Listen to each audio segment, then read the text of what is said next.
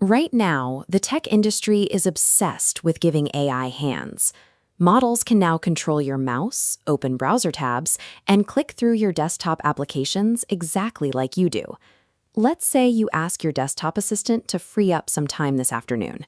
It opens your calendar, finds a 30-minute prep session, and hits delete. Task accomplished.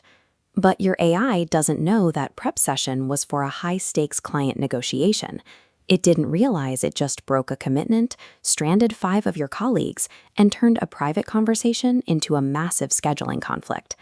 An AI can pass the bar exam, but on your computer, it only sees pixels and a save button.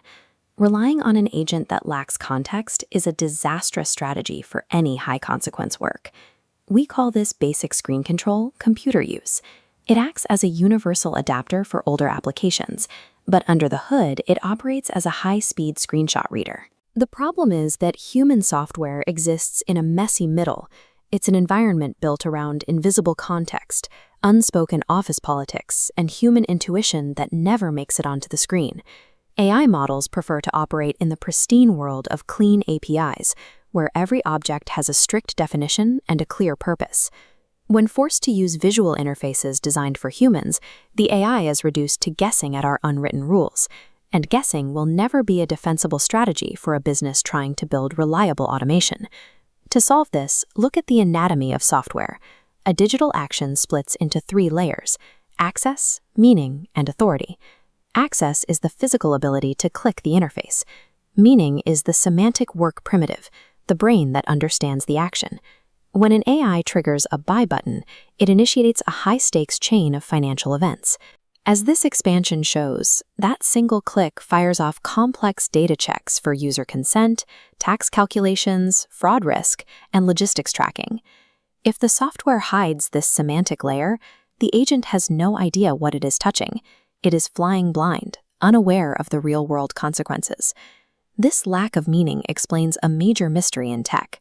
Why did AI master writing complex software code long before it figured out how to safely reschedule a meeting? Software development happens in environments that are already packed with rich semantic meaning. A codebase has strict type systems, dependency trackers, and linters that the AI can read directly. The environment provides immediate semantic feedback. If an AI writes bad code, the system runs a test and throws an error.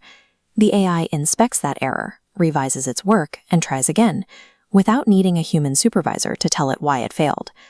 The success of coding agents provides a roadmap for every other form of knowledge work. If we want AI to write marketing briefs or manage sales pipelines autonomously, we must restructure those tasks into the same legible, rule-based units of work that define a codebase. The platform war of 2026 centers on one question: which layer of software defines the rules of engagement? The battle isn't over who builds the smartest model, but who owns the definitions behind every button and action. Salesforce is leaning into this reality.